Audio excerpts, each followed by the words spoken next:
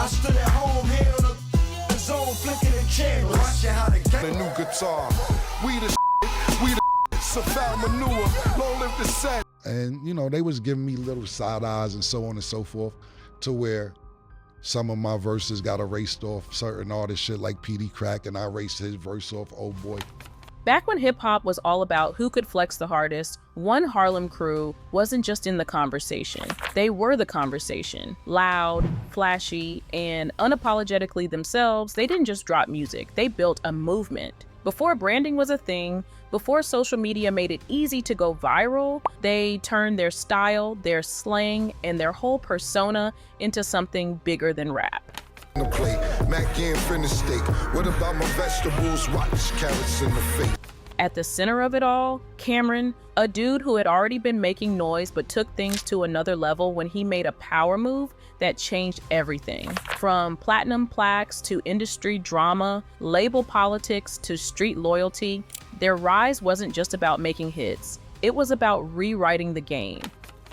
It never really came to fruition, me being the president. You being the actual president, okay. He wanted to make me the president. Okay. And I don't think he talked to Jay about that. Right. You know what I'm saying? But with success came struggles. Cam found himself in the middle of one of the biggest hip-hop power shifts, caught between Jay-Z and Dame Dash at a time when Rockefeller was cracking. And then there was Freaky Zeke, who went through a real-life nightmare that left him with a reputation he couldn't shake. I grabbed his hand, started letting off. Boop, bop, bop, boop, boop, bop, boop, bop, bop. Damn, I sound like a New York really. So, jam, or whatever it did, once it stopped, I spun the around and I put the full Nelson. A Harlem crew that had the streets on lock, flipped the industry on its head, and built a legacy that still has people talking. They ran the game, fell out, and made history. Messy, unfiltered, and unforgettable. I stood at home here on the zone flicking the channels. Watching how the Before everyone and their grandma figured out that branding could be just as important as dropping hits, they were already out here turning themselves into walking billboards. No social media, no endless viral trends, just pure, unfiltered energy. They had a sound that hit different, a look that made no sense but somehow made all the sense, and an attitude that screamed, yeah, we know we're running this. Loud colors, oversized everything, bandanas tied like they were born wearing them. People laughed at it, then copied it. They weren't just making music, they were building a movement without even trying.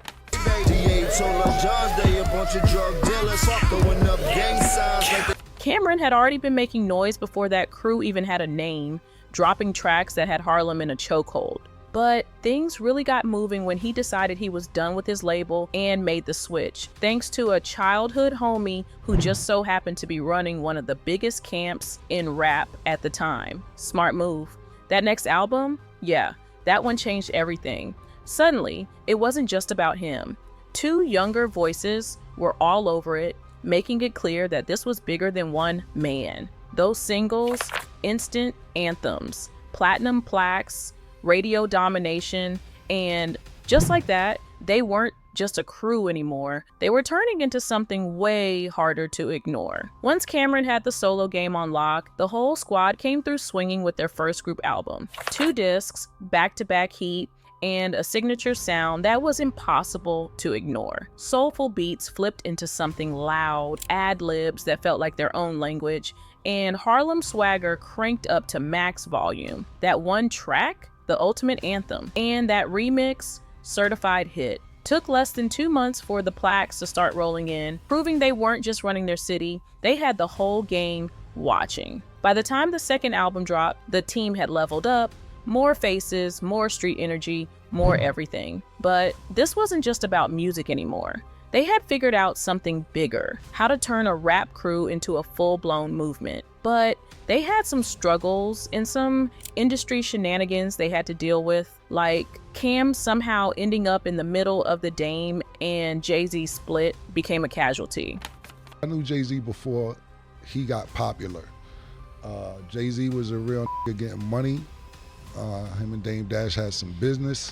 So back when nobody really knew Jay like that, he was already living big. Fancy furniture, fish tanks built into the walls, piranhas swimming around. Dude wasn't even mainstream yet. He was out here making moves with Dame, stacking up, while Jazzo and Sauce Money had more buzz at the time. But even then, Cam could see Jay was setting himself up for something bigger. Cam and his guy, Duke the God, were around, watching how things moved, but at one point Dame and Duke kind of pushed Cam out of certain plays and started doing their own thing. Cool. That's another conversation. Cam still respected Jay's grind. He didn't know the Marcy Jay-Z, he knew the one at 560 State Street. When he pulled up to Jay's spot as a teenager, Jay already had money, already living like a boss before he even popped off. When I went to Jay-Z's house as a teenager, he already had fish tanks in his wall, piranhas in the fish tank, expensive furniture, all type. Fast forward, Rockefeller was starting to get a little shaky. Dame had different distribution deals lined up. Elektra, Atlantic, a whole bunch of other plays outside of Def Jam and Rockefeller. Before Cam even signed, he told Dame, straight up, let's not do this through Def Jam, let's go another route. Dame wasn't hearing it, told him Def Jam was the move. Alright, bet. But Cam was already coming out of a bad situation, already knew how labels move. He wasn't about to get played again. So when he got there, he made sure to handle business differently. He rocked with Rockefeller, but he also went straight to the real muscle, Def Jam. Nobody else from Rock had ever done that. They stayed in their lane, but Cam took it further. Some people liked it, some didn't. And then Dame started pushing the idea of making Cam VP of Rockefeller. Cam was moving fast, went on TV talking about it, and next thing he knew, Jay was on vacation. When Jay came back, it was clear he wasn't feeling it. It never really came to fruition, me being the president. You being the actual president, okay. He wanted to make me the president. Okay. And I don't think he talked to Jay about that. Right. You know what I'm saying? So Energy shifted. Suddenly, little things started happening. Verses disappearing off songs, side eyes in meetings. PD Crack, they took Cam's verse off his track. Oh boy. Same thing. Cam peeped what was going on. It was cool. He had already learned the game. And, you know, they was giving me little side eyes and so on and so forth, to where some of my verses got erased off certain artists like PD Crack, and I erased his verse off, oh boy. PD was hyped. This was his first track with a big name artist, and Cameron was making serious noise back then. So naturally he was playing it for everyone in the studio, running it back like it was the hottest thing out. Then Jay walked in. Jay heard it and wanted to know what was playing. PD, still on a high from the whole thing, told the engineer to throw it on for him. The beat dropped. PD's verse kicked in and everything was cool until Cam's part came on. Jay barely let it rock before tapping the engineer and shutting it down, told him to delete it. Just like that, he liked the song but didn't want that verse on it. The engineer wasn't Young Guru, it was some other dude named Shane. But either way, that track was gone. PD didn't even have a copy, and the way he lost it, straight up disrespectful. Jay tapped the engineer like, yo, stop that for a second. Say, yo, delete that. He had the CD on him, ran it on repeat the whole flight to Cali, excited to let the rest of State Property hear it. The second he landed, he went straight to their room where they were all chilling, smoking, and playing video games. Still pumped, he pulled out the CD and popped it in, telling them to check it out. Didn't even get through the song. As soon as Cam's part hit, Beans got up, walked over to the CD player, took the disc out, snapped it in half like it was nothing, and tossed it in the trash. No hesitation, just pure dismissal. PD stood there like, what the hell just happened? This nigga Mac stand up and go walk over to the CD player, kindly ejected that and broke it in half and threw it in the trash. Like, yo, get out of here. I'm like, yo, what the is going on? Fast forward to a couple years later. Cam got the call from OG Juan, said Jay wanted him to pull up to the concert. Jim Jones had hit him too, putting in the word. By then, years had passed and there was no issue on Cam's end. He and Jay had already talked, exchanged mutual respect, so it was whatever. When he hit the stage, the crowd went crazy. Nobody even knew they were cool again, so the whole thing felt legendary. Nas was there too, another one he'd had some public drama with, but Cam never called it beef if nobody got hurt. That night was proof everybody could be in the same spot, no problems. Next day, Juan reached out saying Jay wanted Cam's number. Jay texted him, said the performance was fire. Cam hit him back, letting him know he appreciated it, that it was good to finally move past everything. Jay responded with something about how fake beef slows everything down. Cam sat with that for a second, didn't really know what Jay was trying to say with that. I'm just sitting here, I'm like, God damn, take the chain, just go. Freaky Zeke had been fighting off one of the worst labels anyone in hip-hop could get stuck with, and it all went back to a night that started with a car crash and ended in chaos. 1 minute, he was behind the wheel. The next, he was caught in a scene straight out of an action movie, except this was real and it turned deadly. I grabbed his hand, started letting off. Boop, bop, beep, bop, boop, boop, bop, boop, bop, bop. Damn, I sound like a New York real. So, or whatever it did, once it stopped, I spun the around and I put the in a full Nelson. His ride got clipped by another car, and when both pulled over, things got tense fast. Words turned into shouting, and then one of the guys made a move for his massive chain and aimed straight at his head. Quick thinking had Zeke locking him up before he could pull the trigger, but it wasn't over. Another man fired, hitting him in the stomach. Then came the beating, the trash bags, and getting run over like he was nothing. But even after all that, he wasn't thinking about himself. He was focused on his friend, who was down and barely holding on. But I had in the full Nelson, so now when these is trying to me, I'm aiming this mother to all the hammers, you know what I'm saying? The whole situation ended with a trial and a long list of arrests.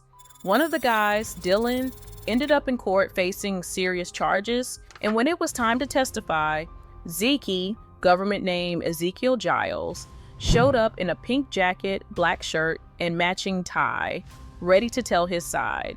But the whole thing was messy. He kept losing his train of thought, blaming it on how insane that night had been. Prosecutors, though, weren't trying to hear that. To them, his testimony, especially the part about some guy in a green jacket, was enough to get Dylan locked up for 3 decades. Even with all that, the streets had already made up their minds. The word was out, and his name was getting dragged through the mud. That label stuck, and no matter how many years passed, it never fully went away. Eventually, he sat down for an interview where they went straight for it, no sugarcoating. He saw it coming. His response? Straight disrespect for the whole accusation, making it clear he wasn't about to let anybody play with his name. When I got up on the stand, of course, they asked me what happened. I told the story just like how I told y'all.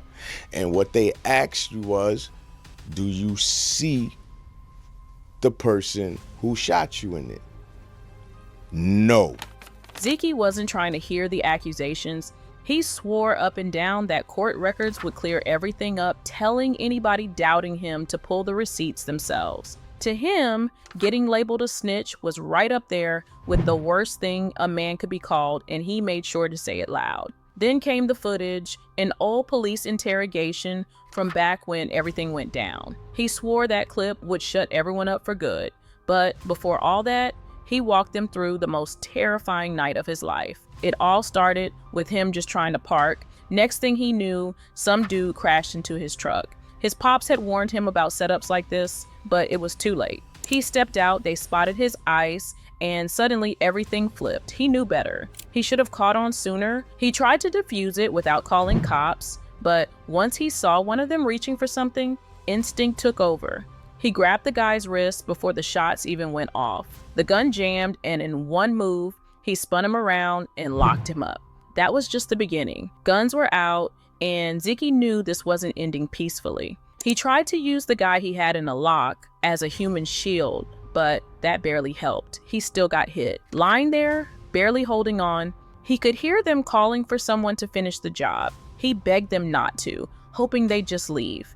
Eventually they did, but by then, the damage was done. He was bleeding out, and his boy Mangrum was barely holding on next to him. Blood was everywhere. He felt himself getting cold, but he was more worried about Mangrum, trying to keep him awake. But the truth was, he was fading too. in here. I'm like, God damn, take the chain, just go. Even after all that, the drama didn't end. The trial had people questioning him, but so did his own record. He was already locked up on a drug charge and had a few other run-ins with the law, assault, another drug case, and even some accusations in college that never went anywhere. All of that just made it easier for people to doubt him. Years passed, but his name was still up for debate. No matter how much time had gone by, in hip-hop, perception was everything, and once a label stuck, it was almost impossible to shake. Juelz Santana has pleaded guilty to charges stemming from his attempt to bring a on an airplane. According to the Associated Press, the Dipset member pleaded guilty to possession of a firearm by a convicted felon and carrying a weapon on an aircraft. Juelz really fumbled this one. On March 9th, 2018, he showed up at Newark Airport for a flight to San Francisco, but things went left real fast. TSA scanned his carry-on and found a .38 caliber, handgun, ammo, and a handful of oxycodone pills. Instead of handling it, Juelz did what had to be one of the worst escape plans ever. He dipped, leaving behind his bag, his ID, and 2 other bags. Of course, that didn't slow authorities down. A search was launched, and 2 days later, Juelz turned himself in. The charges stacked up quick: gun and drug possession, plus 2 felonies, carrying a weapon on an aircraft, and being a felon in possession of a firearm. Given his prior record, including a 2011 case for weapons and drug offenses, things weren't looking good. He got out on $500,000 bond, but was stuck at home with an ankle monitor while waiting for trial. He pleaded not guilty at first, but the grand jury wasn't buying it.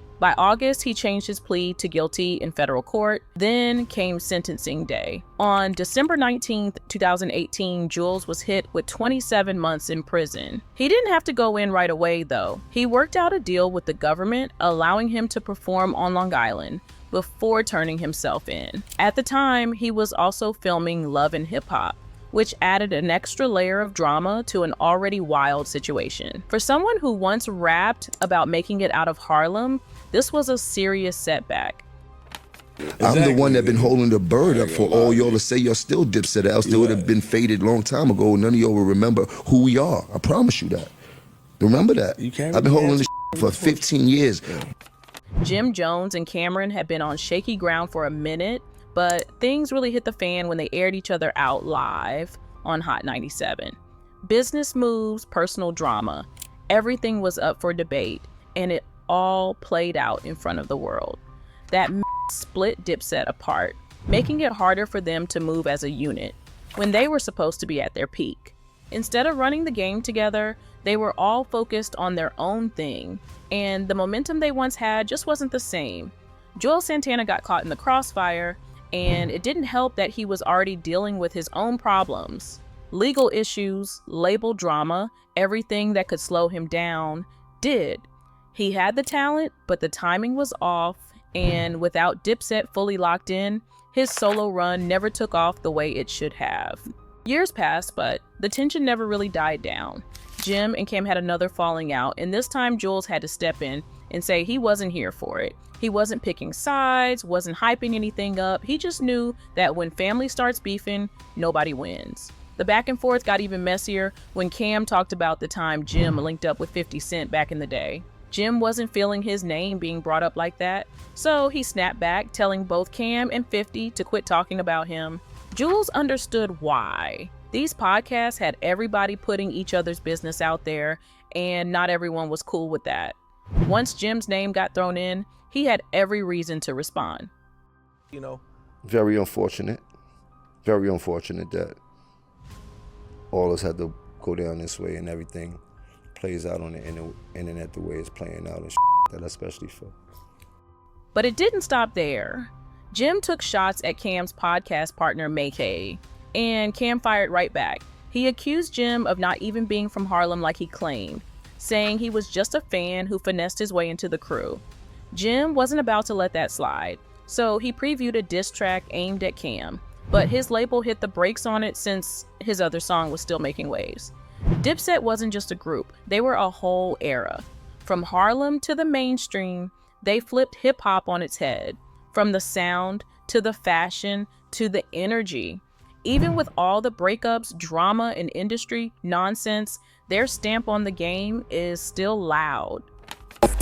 At the end of the day, no matter what we go through, we brothers before anything, so. But what do you think?